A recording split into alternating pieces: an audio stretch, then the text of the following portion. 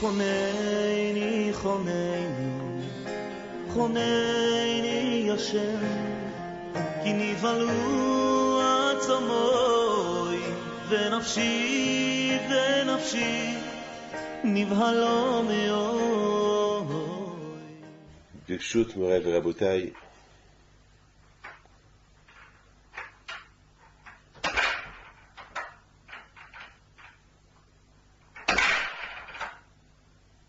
ברשות מוריי ורבותיי,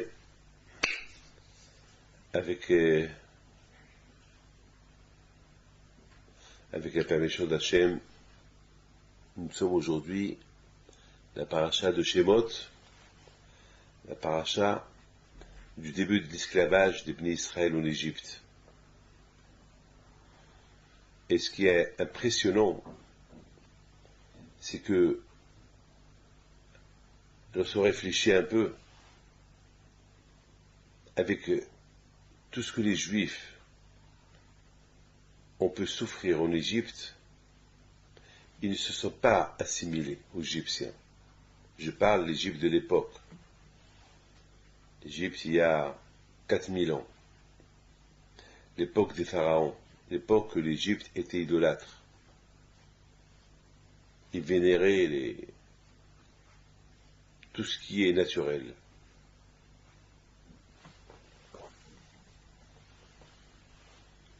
Tout ce qui est naturel, ça vient de Dieu. Le nom Elohim, le nom de Dieu, il est mentionné dans tout ce qui est naturel. Mais eux, ils trouvaient dans le naturel Dieu. Mais nous aussi, on dit que dans le naturel, il y a Dieu. Mais ce n'est pas la nature qui gouverne. C'est Dieu qui gouverne la nature. Ce n'est pas l'argent, par exemple l'argent. L'argent, c'est Dieu. C'est comme Dieu, l'argent. Nous entendons parler de l'argent. Avec l'argent c'est le pouvoir. Mais l'argent, c'est pas Dieu. C'est moi le maître de l'argent. L'argent ne peut pas être mon maître. Et malheureusement, il y a des gens qui vont donner leur vie, vont vendre leur vie pour l'argent. Et c'est dommage, c'est dommage. Il y a des gens qui vraiment, moi je connais des gens qui sont prêts à donner leur vie pour l'argent. C'est inimaginable. C'est vrai, on a tous besoin de l'argent, mais c'est pas l'argent qui va me rendre un esclave, son esclave. L'argent, il est dans ma poche. C'est moi qui dois le maîtriser. C'est lui qui va être dans ma poche et me maîtriser. Et c'est qui est dans ma poche. Il est dans mon coffre, enfermé. Il est dans une banque, enfermé dans un coffre. Et c'est lui qui va me dicter ma vie. C'est impossible. Malheureusement, c'est ce qui se passe aujourd'hui. C'est pour ça que je dis tzadikim, l'argent, ça n'a pas de valeur. Parce qu'ils savent que l'argent, c'est pas quelque chose qui est durable. Et c'est pas ça qu'on prend avec nous. Moi, j'ai toujours dit, c'est quelque chose que je prends toujours avec moi. C'est ça qui est important. Et l'argent, ne le prend pas avec nous. Il reste là. Par contre, on dit, celui qui a la Torah dans ses mains, c'est ça qu'il va prendre avec lui après 120 ans. Et en plus, l'éducation qu'on va donner à nos enfants, c'est ça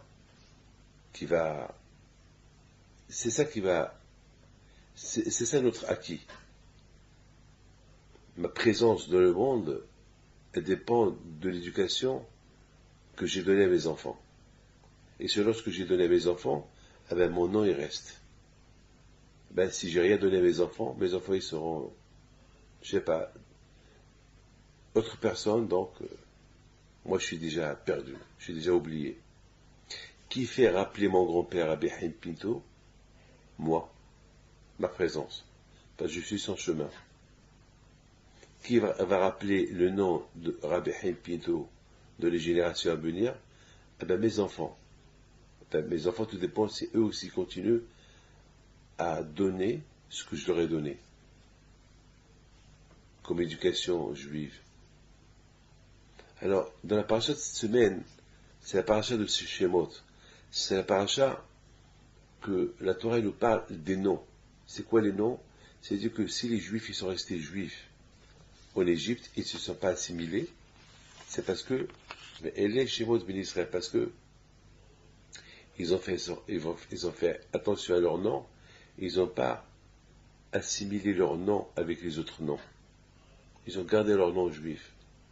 Ils ont gardé leur langage. Ils ont gardé leurs vêtements. Les mêmes vêtements que leurs parents portaient et leurs grands-parents portaient. Ils n'ont pas changé. Mes amis, et j'ai beaucoup de choses à vous dire. Je crois que le cours d'aujourd'hui va être un peu basé sur des choses qui sont un peu simples.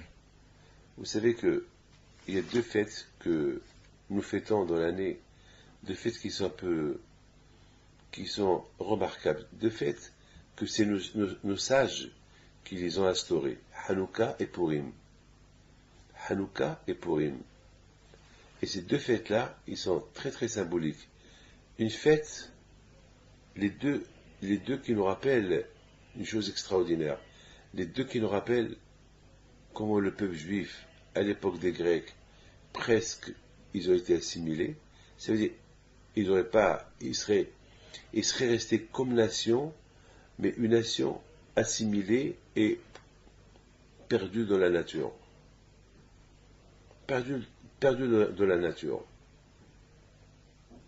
Parce que les Grecs, ils n'ont pas voulu tuer les Juifs, non. Ils ont voulu simplement faire oublier la Torah aux Juifs. Ils ont interdit de faire mitzvot, bien sûr, c'est une chose qui est logique. On interdit à quelqu'un, vous savez, une rue qui est sens interdit. Vous savez, on voit un sens interdit, ça ne rentre plus. Et celui qui rentre, il se fait arrêter, et il est puni. Donc les interdictions, on sait très bien, une interdiction, c'est une interdiction.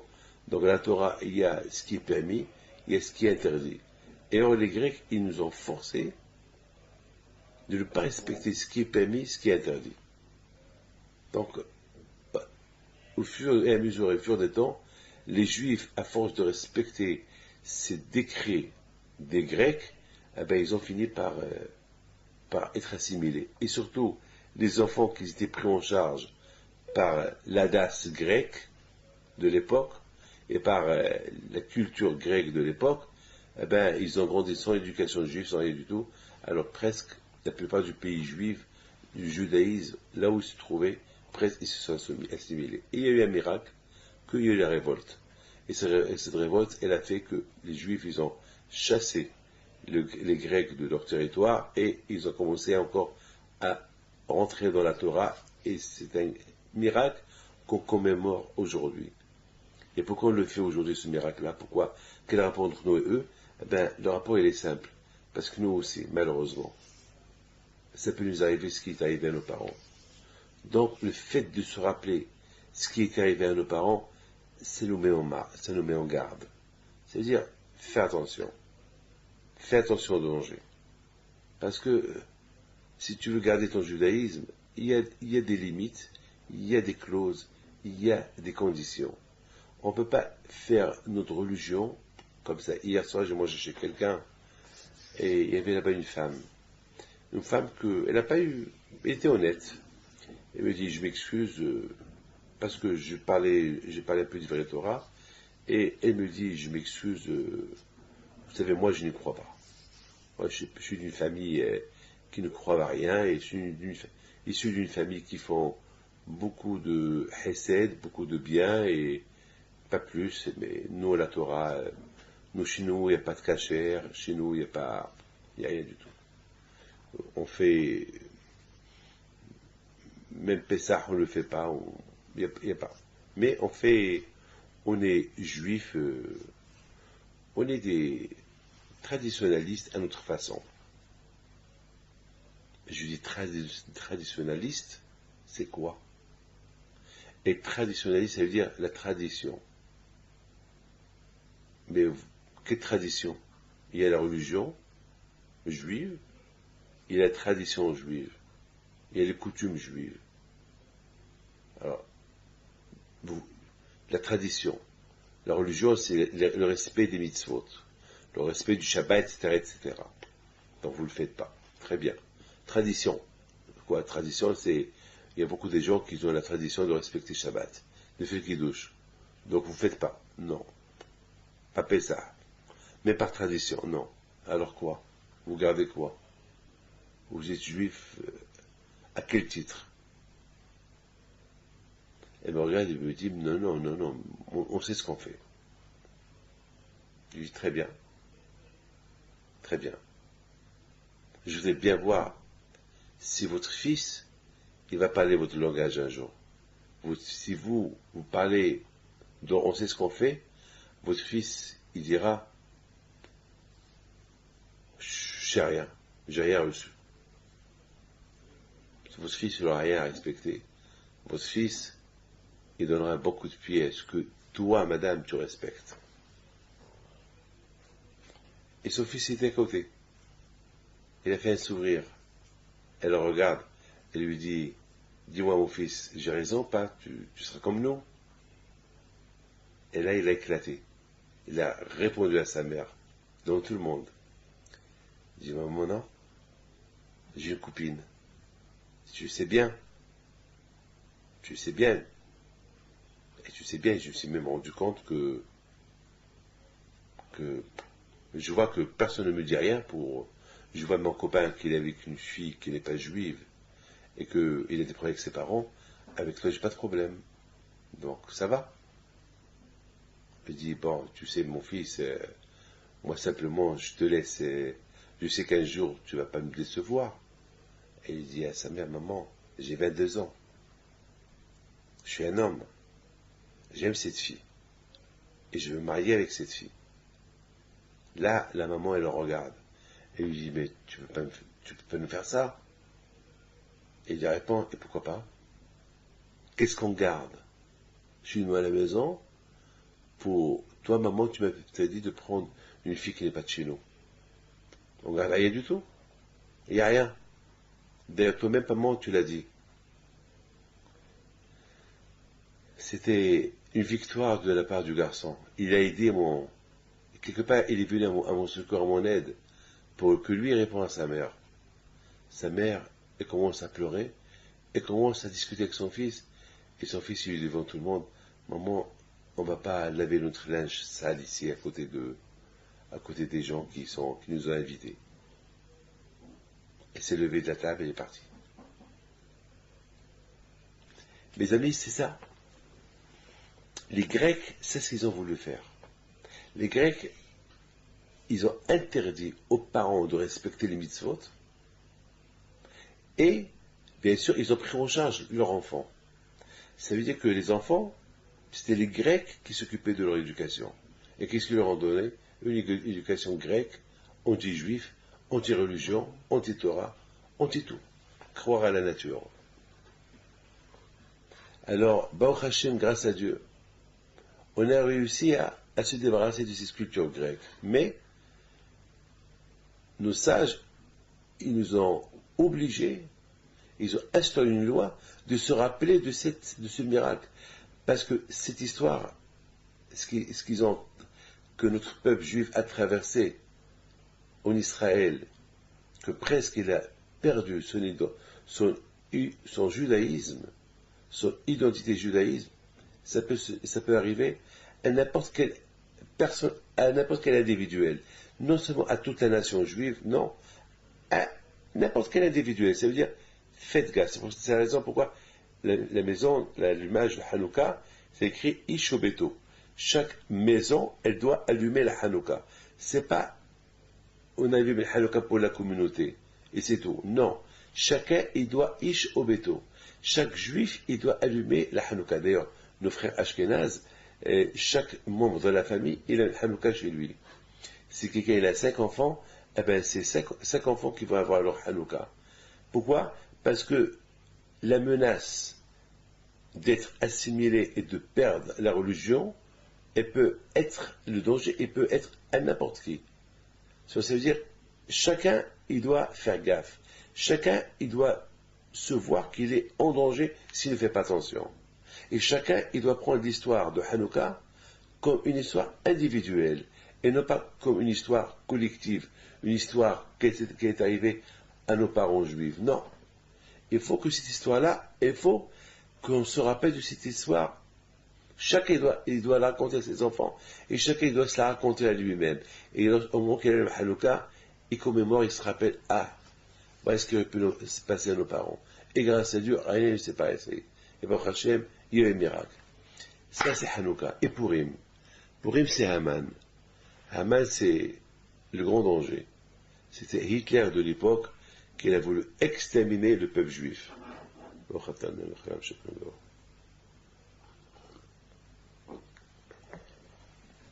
Qu'il a voulu exterminer le peuple juif. Là où ils sont, là où ils sont, là où ils sont, là où ils se trouvent. Et là aussi, le bon Dieu nous a protégés. Donc ça veut dire, il y a deux facteurs. Il y a deux choses qui mettent le juif en danger. L'assimilation, l'extermination, la Shoah. Pourquoi? Eh bien, il n'y a pas de réponse à ça. Il n'y a pas de réponse à cette question. Pourquoi on ne sait pas? Peut-être il y a des raisons, mais c'est comme ça. Aujourd'hui, à notre époque, grâce à Dieu, aujourd'hui on vit les époques qui sont modernes. Aujourd'hui, on ne peut pas imaginer une Shoah. Et aujourd'hui, on ne peut pas imaginer un pays qui va nous forcer à fermer nos synagogues, à ne pas exercer notre religion. Ça n'existe pas. Grâce à Dieu, qu'on soit au Maroc, qu'on soit en Tunisie, en Algérie, qu'on soit là où on est, en Europe, en Amérique latine, en Amérique du Sud, en Asie, au Moyen-Orient, là où le juif se trouve, grâce à Dieu, il n'y a pas de problème. Beaucoup des fois, je fais ma prière dans l'aéroport, les gens passent, bon, il y a ceux qui rigolent, il y a ceux qui respectent, qui me respectent, voilà. Dans l'avion, pareil, il y a le respect, il y a le respect. Bien sûr, il ne faut pas faire des choses pour embêter les gens, bien sûr, mais il y a le respect. Donc, mes amis, le peuple juif, depuis sa création en Égypte, parce que le peuple juif, il est né en Égypte. C'est en Égypte qu'il est né. Moshe Rabbeinu, c'est en Égypte qu'il est né. Aaron à Cohen, Myriam. Et c'est de l'Égypte qu'on est sorti. Et on a reçu la Torah. Et après, on est rentré en Eretz Israël, la terre de Canaan. Et après, malheureusement, on a été exilé par deux fois. Après la destruction du premier temple, et après la destruction du deuxième temple. Mais ce qui est impressionnant, c'est que l'histoire de Hanouka, l'histoire de l'assimilation, l'histoire des Grecs qui ont voulu assimiler les Juifs en lui interdisant à respecter sa Torah, ça s'est passé à l'époque du deuxième temple, vous vous rendez compte? Alors qu'il y avait le temple. Et en plus, ça s'est passé en Israël. Ça ne s'est pas passé ailleurs d'Israël. On comprend par exemple si des Juifs qui habitent en France, on les force à ne pas faire leur religion, parce qu'ils sont minorités. Mais là, c'est les Grecs qui sont minorités, qui sont rentrés en Israël et qui ont obligé la majorité de devenir comme eux. Inimaginable. Inimaginable. La question se pose pourquoi et comment?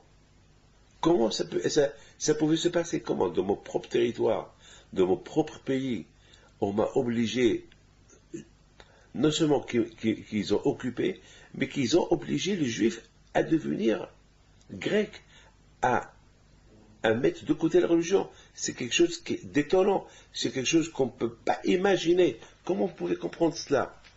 Eh bien, nos sages ils disent, parce qu'ils n'ont pas bien prié, ils n'ont pas bien fait la aboda, ils n'ont pas bien fait le service de la Kadosh Baruch Hu. Un juif, il a un travail. Il y a un travail à faire, il y a des mitzvot à faire, il y a des sacrifices à faire, il y a des efforts à faire. Et malheureusement, les Juifs, ils n'ont pas fait ça.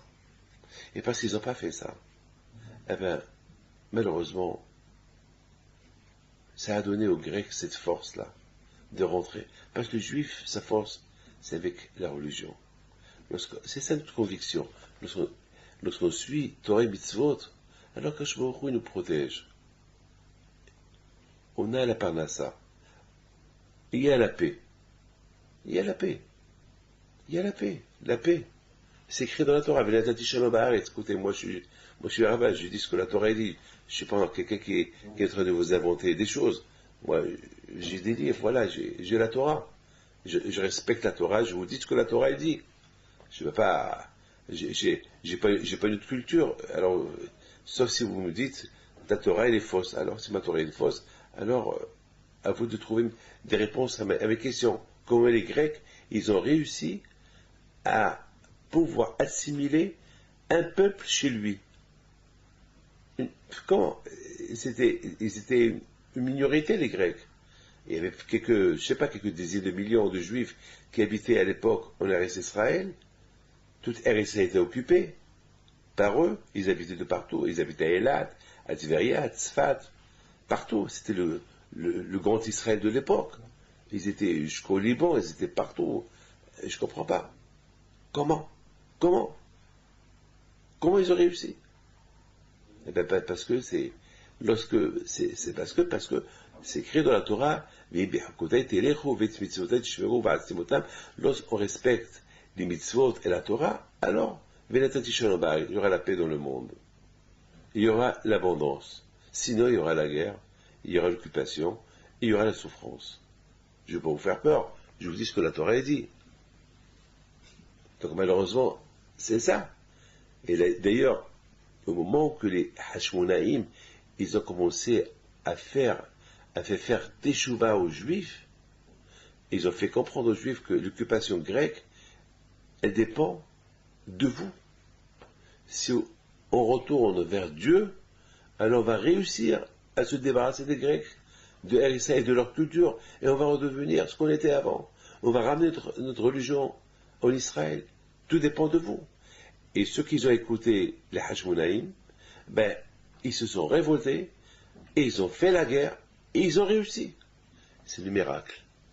Que peu de gens ont fait chasser la majorité, les soldats. Cette majorité de soldats qui étaient puissants, qui étaient armés, et le miracle de Hanouka, vous le connaissez. L'huile qui est restée allumée 8 jours. C'est extraordinaire. Donc vous voyez, c'est quelque chose qui dépend de nous. Donc c'est pour ça, Hachamim, ils ont voulu qu'on se rappelle de ce miracle-là.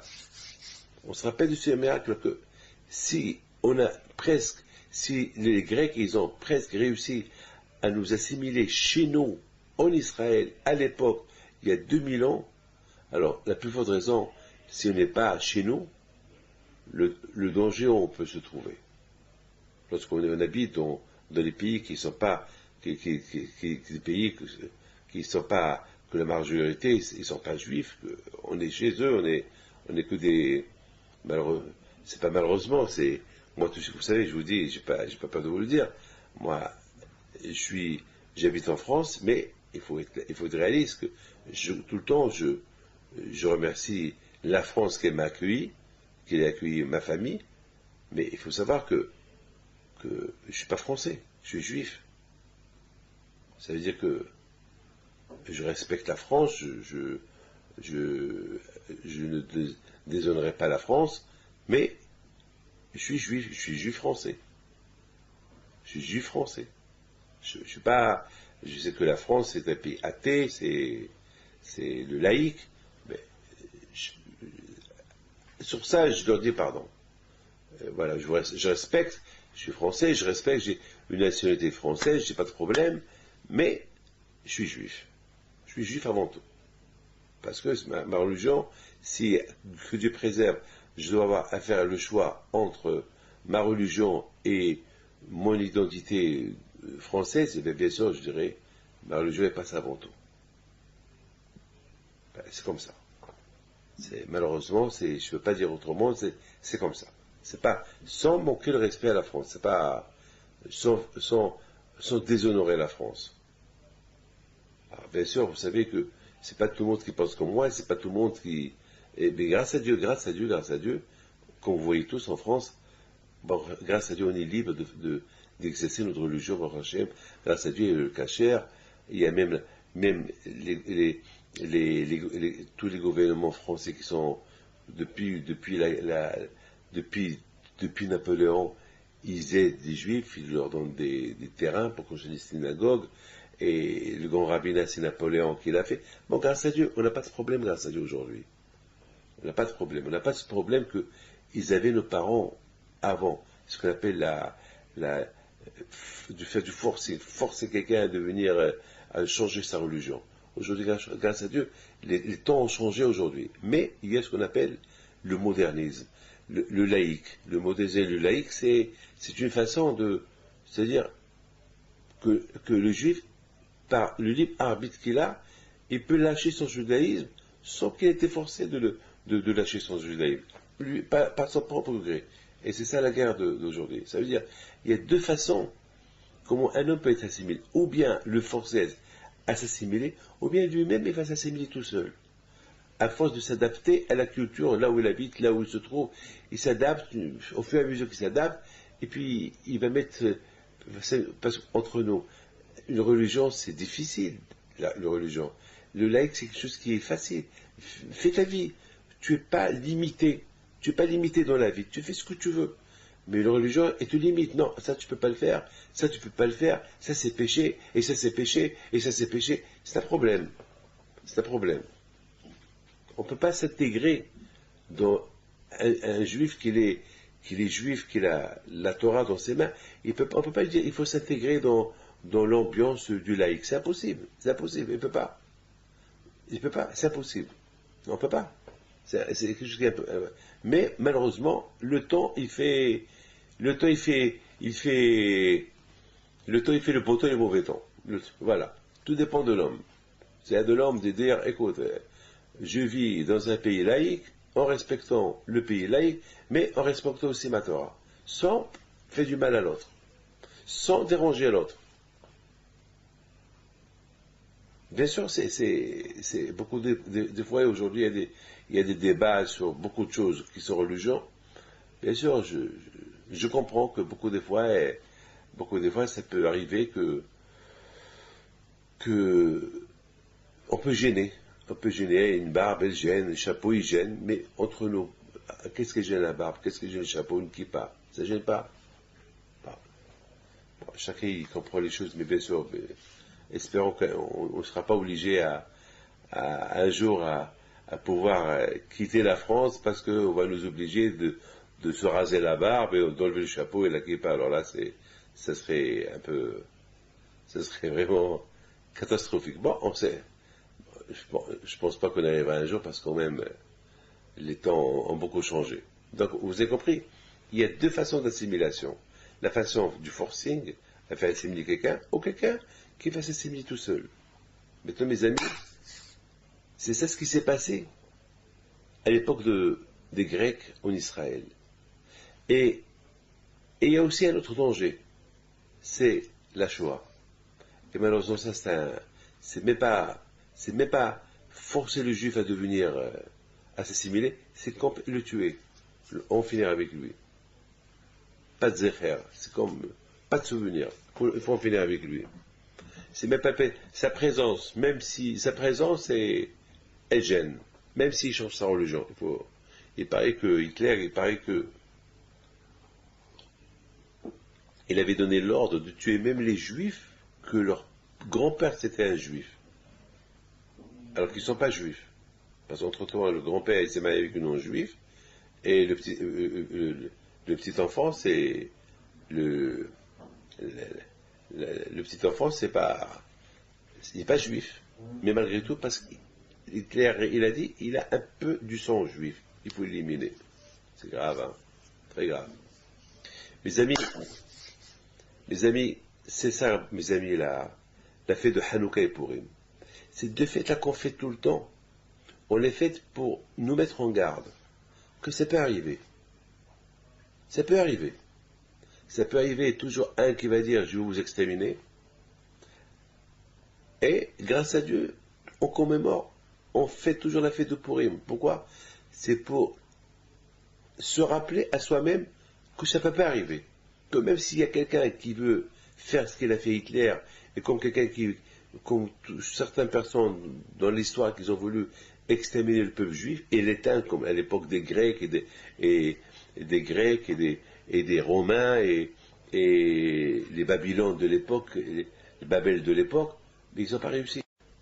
Toujours Hachem, à la fin, bon, il y a eu quelque chose qui s'est passé, qui s'est passé, et rien ne s'est passé. Donc quelque part, parce que l'histoire, on connaît l'histoire, et l'histoire elle fait peur. Alors, lorsqu'on fait Purim, Eh ben, et on fait la fête, on se déguise, on fait la fête, de Purim, et on raconte l'histoire de Haman, d'Esther, de Mordechai. Quelque part, c'est un message pour nous, et n'aie pas peur. Avec tous les problèmes, avec tous les gézérotes, toutes les circonstances qu'on peut traverser, tous les mal qu'on peut traverser, et toutes les menaces qu'on peut traverser, les guerres qu'on peut traverser, n'aie pas peur. Am Israël Hay. Am Israël, il est protégé. Et quand il est protégé, lorsqu'il est avec sa Torah. Donc c'est la raison pourquoi on rappelle ces deux fêtes. Une fête qui nous met en garde du danger de l'assimilation,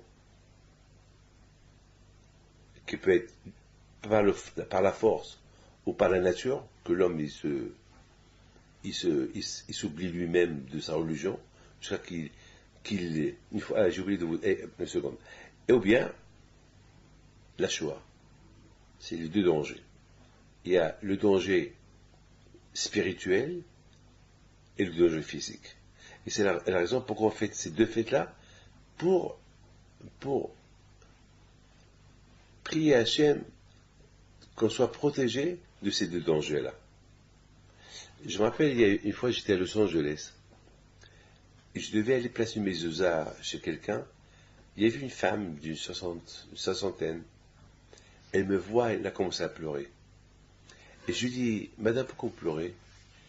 Elle me dit, je pleure parce que vous me rappelez mon grand-père. Il était comme vous. Je dis alors, pourquoi ça fait longtemps que vous n'avez pas vu un rabbin avec une barbe blanche?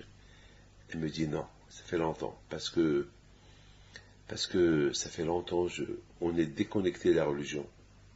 Lorsqu'on est venu de l'Allemagne, de Pologne, on a perdu toute la famille dans la Shoah, et on est des rescapés, et on est venu avec mes parents, on est venu en Amérique. Ben, au départ, on habitait tel et tel endroit, ils n'étaient pas très religieux, et après on devait déménager de là-bas, on a été dans un autre endroit, et là-bas c'était encore, la communauté était très moins religieuse.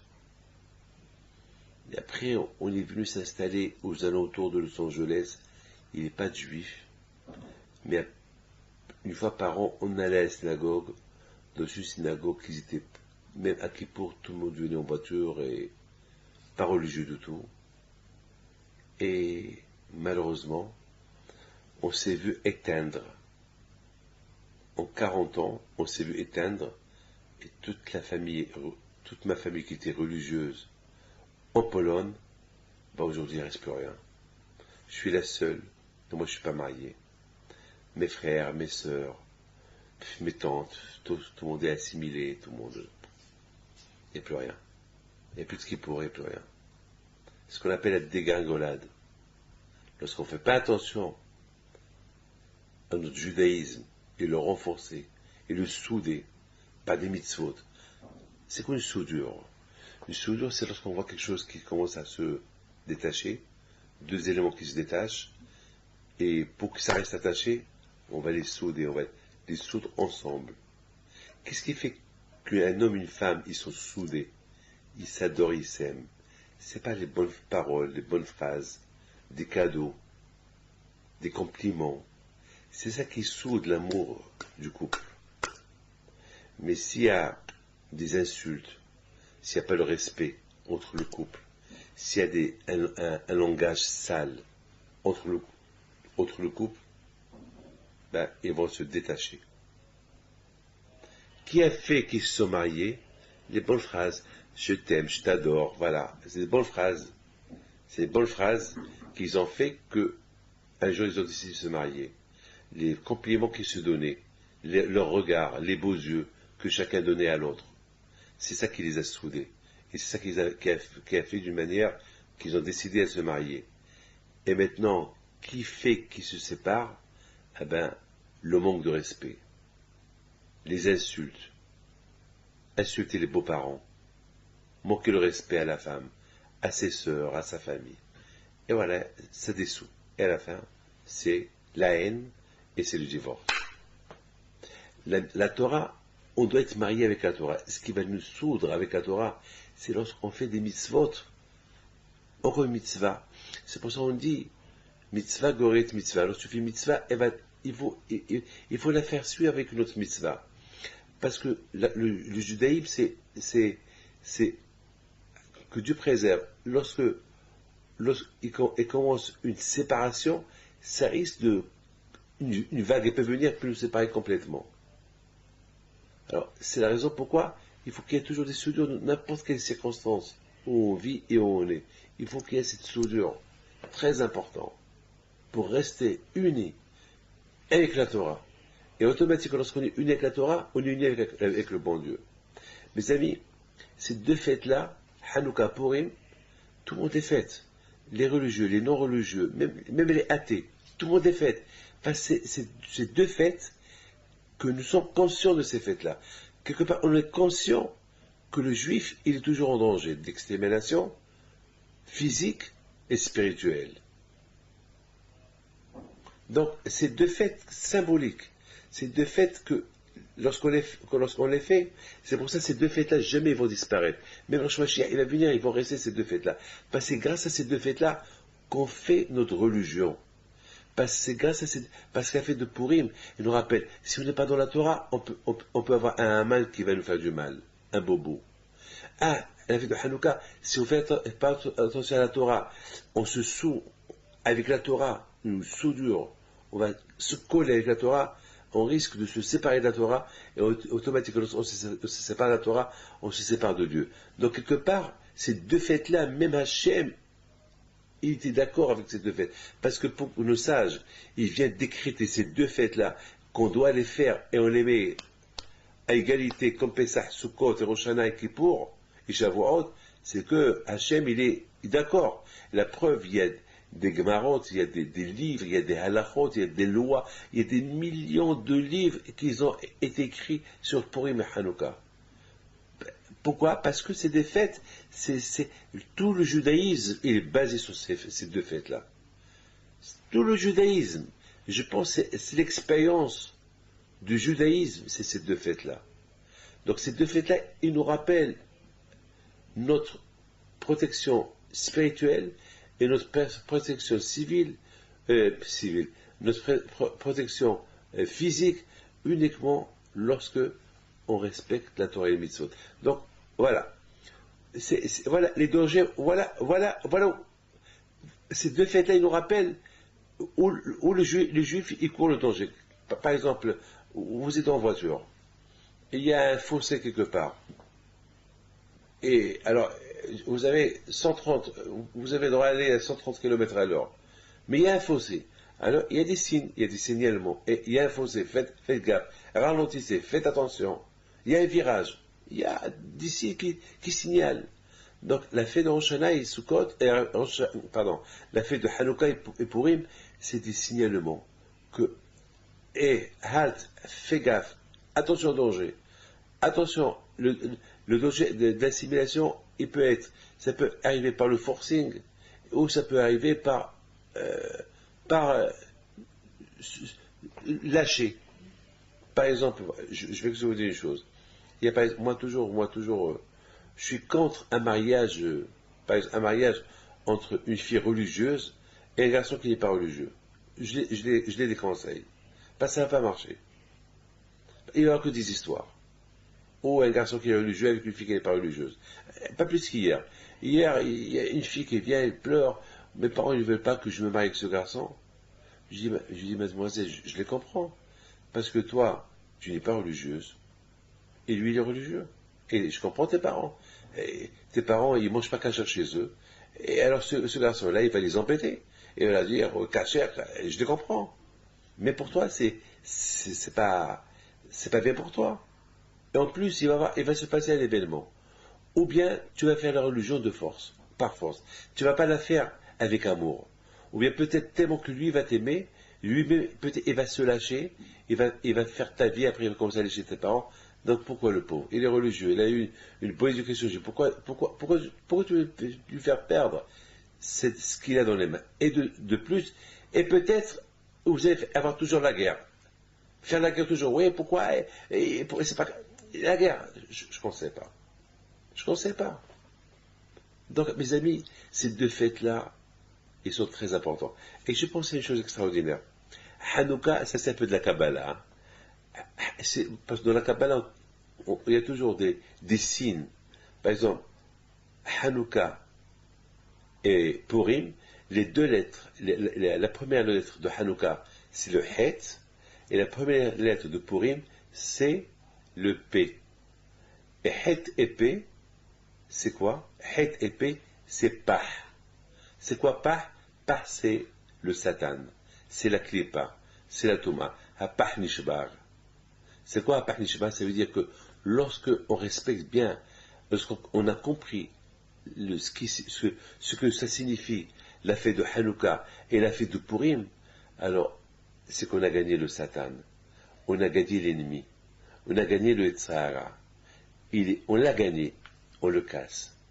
Lorsqu'un juif, il sait comment garder son judaïsme, alors il va rester toujours attaché à son judaïsme, attaché à son Dieu. Lorsqu'un juif, il fait Torah et Mitzvot, alors le bon Dieu va le protéger. Il n'y aura pas un Haman, il n'y aura pas un Haman qui va l'exterminer, il n'y aura pas une Shoah. Bon, bien sûr, vous allez me poser des questions, et à l'époque, et beaucoup des fois, on a vu que dans la Shoah, il y avait beaucoup de religieux qui sont morts. Oui, Dieu, pourquoi il ne les a pas protégés? C'est une question que je ne peux pas vous répondre. Il y a beaucoup de gens qui me disent, où était Dieu pendant la Shoah? Et je lui dis, il était caché. Et pourquoi il était caché? Ben, je ne sais pas, j'ai pas de réponse. J'ai pas de réponse. Il faut attendre après 120 ans et tu auras une réponse. Tu demanderas toi-même à Dieu. Mais moi, j'ai pas de réponse, je peux pas répondre. C'est une question qui n'a pas de réponse. J'ai pas de réponse. Moi-même, parfois, je me dis, mais pourquoi? Bon, grâce à Dieu, on est là.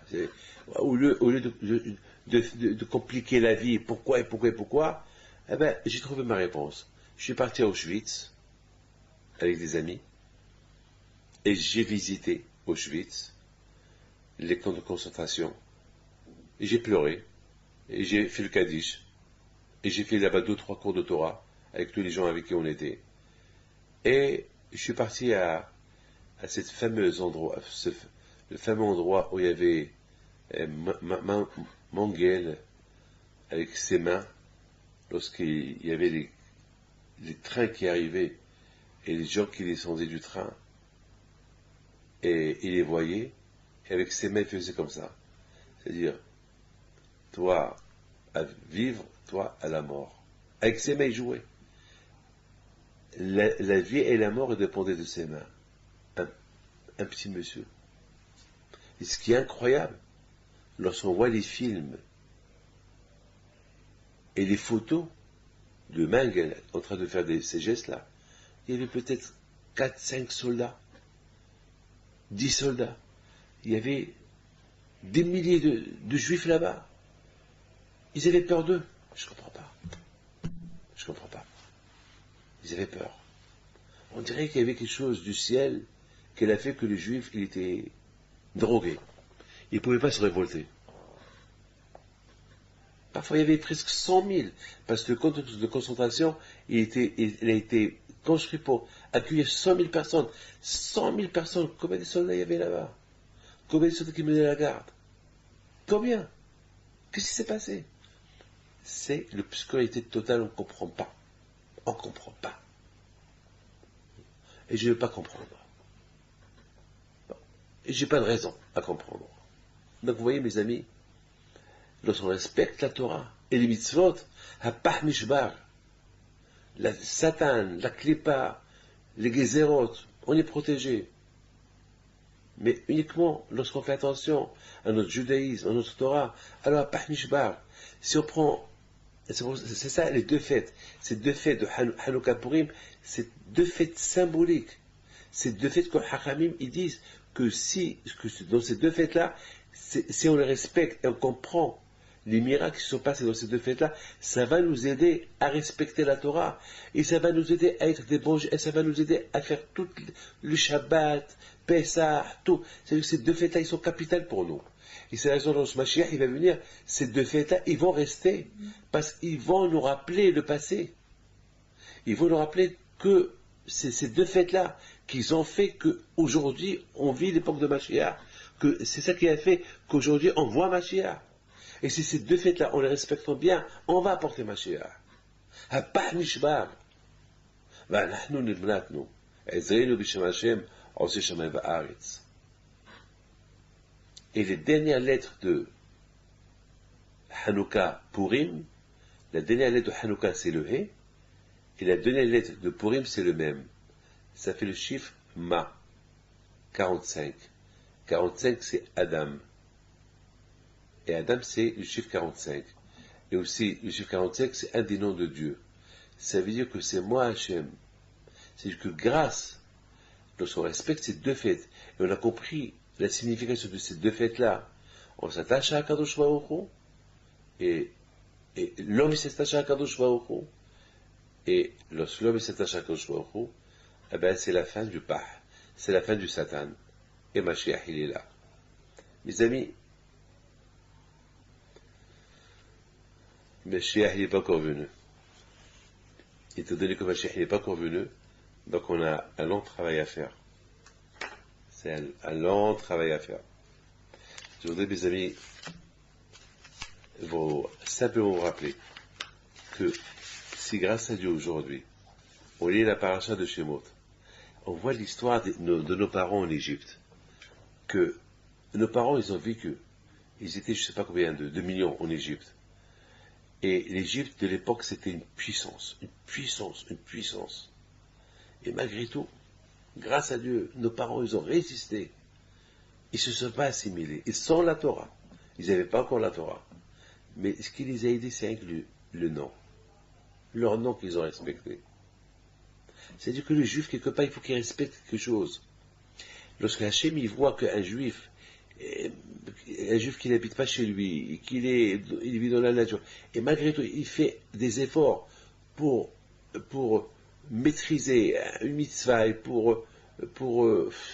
il fait des efforts, il fait un sacrifice il ne montre pas qu'il a honte de son judaïsme. Alors le bon Dieu, il aide. Mais ce qu'il a honte de son judaïsme, comme une femme, il y avait une femme que je lui demande pourquoi elle n'a pas mis ça. Elle me dit j'ai honte. Je dis pourquoi tu as honte? Elle me dit j'ai honte. J'ai honte des voisins. Elle me dit tu es juif. Mais je dis mais tu es juif. La médecine, la réalité c'est que tu es juif. Est-ce que tu es juif? Elle m'a dit oui, mais j'ai honte.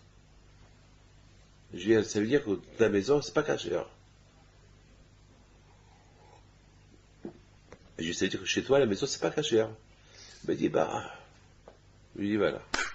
Lorsque tu as honte des voisins, pourquoi tu as honte des voisins? Pourquoi eux, ils ont honte de toi? Lorsqu'eux, ils font les fêtes, ils ont honte de toi. Ils n'ont pas honte de toi. Pourquoi tu as honte d'eux? Il y a quelqu'un qui m'a raconté avant-hier. Il habite en Israël, hein. Il me dit que son voisin, il le voit avec une kippa. Il dit, non, tu vas pas habiter avec nous, toi, ici. Je dis, pourquoi pas? Mais il dit, une kippa? Mais ici, personne ne porte la kippa ici. Je dis, monsieur, moi, j'arrive de France. En France, je mettais la kippa. Et là, en Israël, ma terre, là où on devait se sentir juif, tu veux m'interdire à porter la kippa? Il me dit, non, je lui dis, non, ici, on ne porte pas la kippa. Et moi, je vais faire une guerre à tous ceux qui portent la kippa. Mais le monsieur là, il le regarde, hein, il était choqué. Il était choqué. Il m'a demandé à Rabbi David quoi faire. Je lui ai dit, écoute-moi.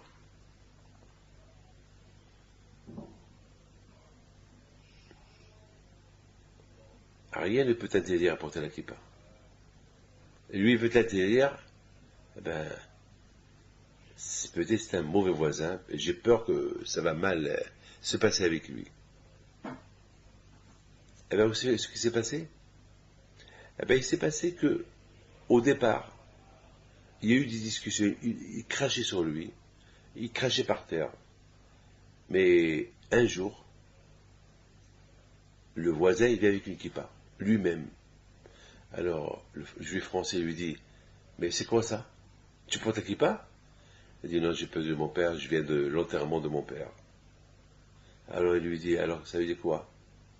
Ça veut dire qu'on met la kippa uniquement lorsqu'on perd quelqu'un? Il dit, bon, je m'excuse. Malheureusement, c'est maintenant que j'ai réalisé c'est quoi C'est quoi la kippa? C'est qu'on ne peut pas porter la kippa uniquement lorsqu'il y a un décès. Voilà, mes enfants. Il ne faut pas avoir honte. Je voudrais, mes amis, rappeler quelques lignes.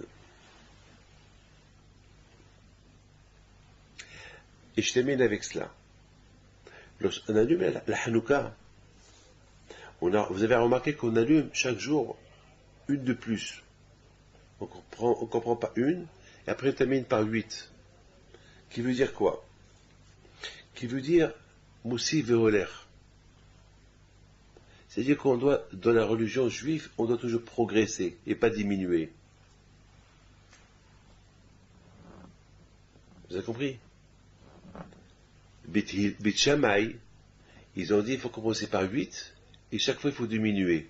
On commence par allumer 8, après on allume 7, après 6, après 5, 4, 3, 2, et le dernier jour on allume 1. Mais nous on ne fait pas comme eux. On fait comme Beit Hillel, qu'il faut Moussif Veolé. On commence par 1, on termine par 8. Maintenant on comprend, Beit Hillel, on a compris, c'est logique, mais Beit Shammai on ne comprend pas. On ne comprend pas Beit Shammai. Pourquoi Beit Shammai ils disent qu'il faut diminuer? On commence par 8 et je pense que la raison de Beit Shammai, ils disent que lorsqu'on allume 8, c'est quelque part peut-être pour se rappeler un peu plus. Vous savez, c'est pour se rappeler un peu plus du miracle. Pour se rappeler un peu plus du miracle, on allume 8. Et après chaque jour on diminue. Parce que ça choque. Parce qu'en général, toujours les gens, ils ont 1, ils veulent 2, ils ont 2, ils veulent 3, et ils ont 3, ils veulent 4, ils ont 4, ils veulent 5, ils ont 5, ils veulent 6. Toujours, l'être humain, il veut plus. Et lorsque on voit quelqu'un qui veut moins, ça choque, ça donne à réfléchir. Donc, Beit Shammai, ils ont dit que peut-être en diminuant, les gens vont se poser des questions. Ils vont être plutôt curieux, pourquoi on diminue. Donc ils vont se poser des questions, on va leur expliquer je pense que c'est ça l'idée de Beit Shammai. Mais Beit Hillel, ils disent non, c'est mieux plutôt que les Juifs, ils allument, on leur apprend de progresser. C'est pas la peine que c'est eux qui te posent des questions, il faut les pousser à leur apprendre comment progresser. C'est pas la peine qu'on arrive à diminuer pour qu'ils nous posent des questions pour qu'on diminue. Donc c'est mieux de progresser. En plus, je pense que Beit Shammai, il veut dire lorsque on diminue, ça veut dire Hachem diminue un peu nos souffrances. Ça veut dire que lorsqu'il est malade, grave malade, donc avec un traitement, donc ça diminue sa souffrance. Donc quand quelqu'un qui est assimilé complètement, lorsqu'on lui enseigne la Torah, ça diminue, ça diminue un peu son manque de émouna, en Akadosh Baruch Hu. Il s'attache de plus en plus à Dieu. Jusqu'à qu'après, il croit en Akadosh Baruch Hu. Je crois que c'est ça l'idée de Beit Shammai. Je crois que c'est ça l'idée de Beit Shammai. Mais de toute façon, Haramim, ils ont instauré cette loi d'ajouter chaque jour pour pouvoir toujours apprendre le principe toujours de progresser, d'aller en progression. Ça, c'est très important. Comme un avion qui veut décoller.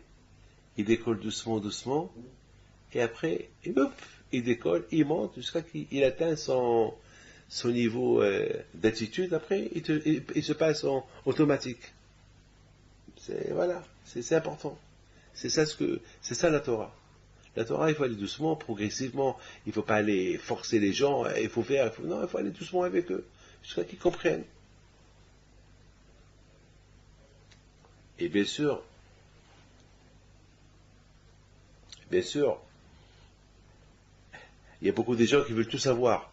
Il y a beaucoup de gens qui me posent une question dans la Torah. Et je leur dis, écoutez, cette question qu'on va me poser, c'est une question que toute la Torah, elle est basée sur cette question.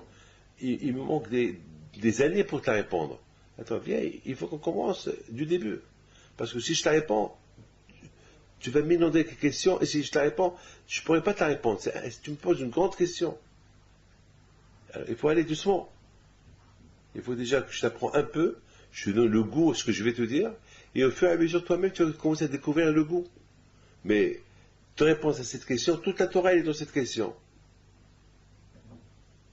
Par exemple, quelqu'un qui rentre dans une chambre, qui a les coffres forts, et il regarde, il y a des billets de partout, des diamants de partout, et il veut tout savoir.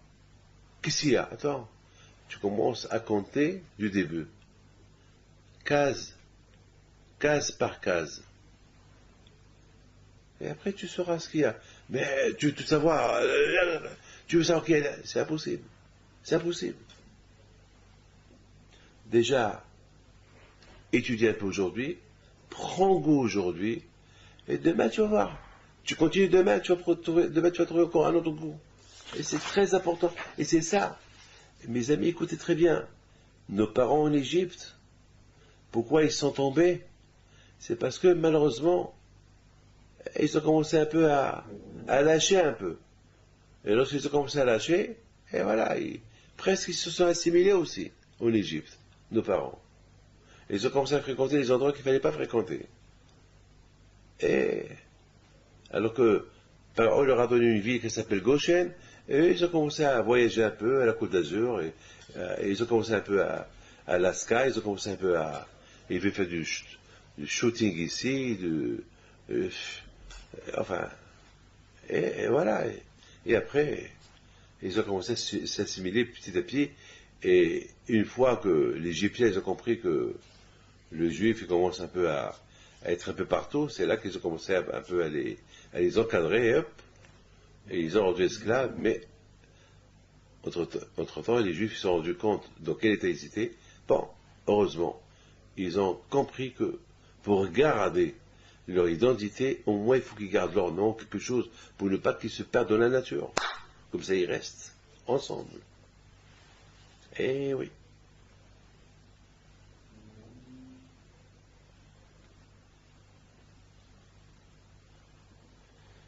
Mes amis, je termine. Il faut savoir une chose. Il faut savoir une chose.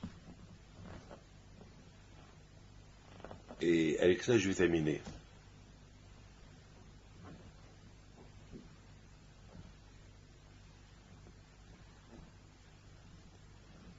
Avec l'aide d'Hachem.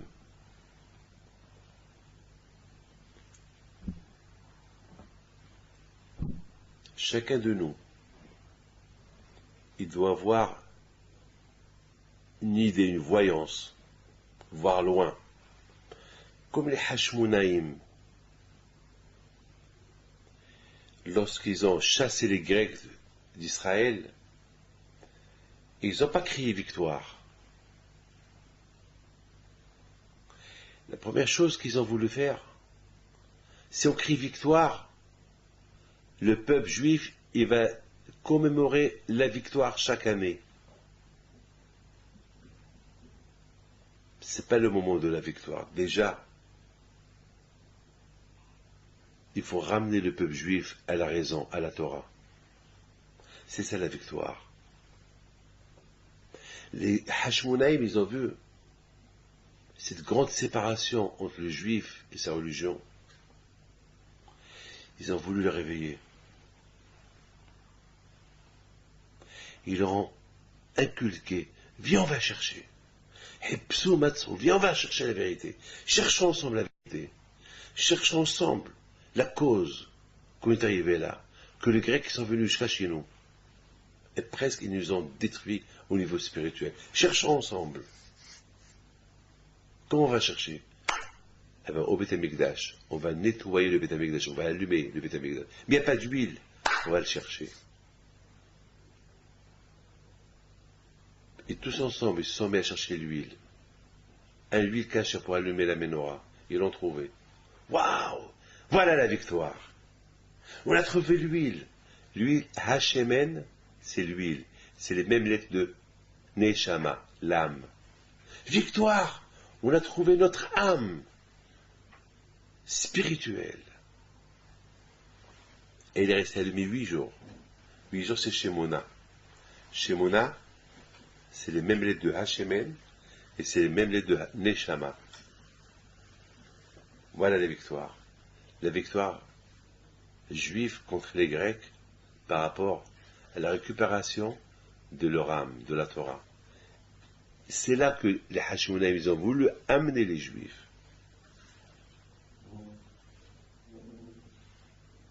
Alors maintenant, on peut se poser la question. Ils ont trouvé quoi? Une petite fiole qui va durer un jour. Et alors? Et demain? On va crier quoi? Victoire? Quelle victoire? C'est pas grave. C'est pas grave. Vous savez, le fait, qu'on l'a allumé hier, ça suffit. Chaque qu'on trouve de l'huile pure. Les Hashmonaïm, ils ont voulu réveiller le Juif au moins pour un jour. Et après, le Juif va devenir autonome. Mais Akadosh Baruch Hu, il a fait un miracle. L'huile est allumée 8 jours. C'est ça, mes amis, ce que les Hashmonaïm, ils ont voulu inculquer aux Juifs. Ne pas penser à demain. Bien, pense à aujourd'hui. On ne va pas prier la prière de demain. Prions aujourd'hui. Demain, c'est un autre jour. Mes amis, c'est ça la paracha de Shemot. Cette belle paracha de Shemot, elle s'appelle la paracha des noms. Et toujours cette paracha-là, elle tombe aux environs de la fête de Hanouka. Une semaine, 2 semaines après la fête de Hanouka, ou 3 semaines après la fête de Hanouka, qui nous rappelle quelque chose. Que ce qui s'est passé avec les Grecs, ça s'est déjà passé lorsque les Juifs ils sont partis en Égypte, en esclavage, où les Juifs ils ont débuté à être là-bas une nation. Là-bas aussi, presque, ils se sont assimilés. Mais ce qui a gardé leur identité, c'est au moins le nom. Alors, une leçon, si au moins il n'y a pas la Torah, si on n'étudie pas la Torah, si on ne fait pas le mitzvot, au moins qu'on garde quelque chose de juif. Un nom, ou les vêtements, ou la langue, n'importe quoi. Il y avait une fois un Israélien, écoutez bien ça, une fois un Israélien, il était anti-Torah, anti-religion. Une fois, il est arrivé, il était invité quelque part, et il était obligé de faire le Birkat Hamazon avec tout le monde. Il lui a donné un livre. Il a pris le livre, il l'a mis de côté. Alors, il a eu honte. Il a vu que tout le monde fait la prière de Birkat Hamazon. Alors, il a pris le livre lui aussi. Lui, c'est un Israélien. Il parle hébreu. Donc, il comprenait ce qu'il lisait. Lorsqu'il a lu cette prière-là, il est tombé amoureux de la prière. Et il a commencé à la lire. Et c'est grâce au Birkat Hamazon qu'il a fait Teshuvah. Parce que le langage juif, c'est la Torah. C'est la prière. Un Israélien qui parle hébreu, il prend un livre de prière, il comprend ce qu'il lit. C'est pas possible qu'il va pas avoir une phrase qui va le souder à sa racine. C'est impossible. Donc c'est ça ce qui s'est passé avec nos parents en Égypte. Ce qui a fait de nos parents en Égypte, qui sont restés juifs et que Dieu les a libérés après, c'est parce que ils ont gardé quelque chose. Ils ont gardé les noms. Ils ont gardé les vêtements. Ils ont gardé le langage. Au moins, ils n'ont pas fait le mitzvot, mais au moins ils ont gardé ça. Ils étaient idolâtres en plus, mais au moins ils ont gardé ça. Ces 3 choses ils ont soudé avec Dieu. Et c'est grâce à ça qu'ils ont été libérés, ils ont reçu la Torah. Mais malheureusement, à l'époque des Grecs, les Juifs, les Grecs, même ça ils l'ont mis de côté. Même la prière, même la langue, même les vêtements, même les noms, ils ont tout changé. Ils se sont complètement assimilés. S'il n'y avait pas ce miracle, ça aurait été catastrophique. Donc c'est ça. C'est la fête de Hanouka avec la paracha de Shemot. Elle nous rappelle quelque chose. Est-ce quelque part, c'est une expérience. Ça veut dire que si les Juifs, à l'époque des Grecs, ils ont suivi l'expérience des Juifs à l'époque, lorsqu'ils étaient en Égypte, eh bien, ils n'auraient pas été assimilés. Ils n'auraient pas eu besoin de ce miracle-là. De toute façon, en résumé, ces 2 fêtes-là, Hanouka Purim, c'est des fêtes qui ont resté éternellement, parce que c'est eux qui vont souder le juif dans sa Torah. Je vous souhaite à vous tous la santé, la joie, que Dieu vous protège.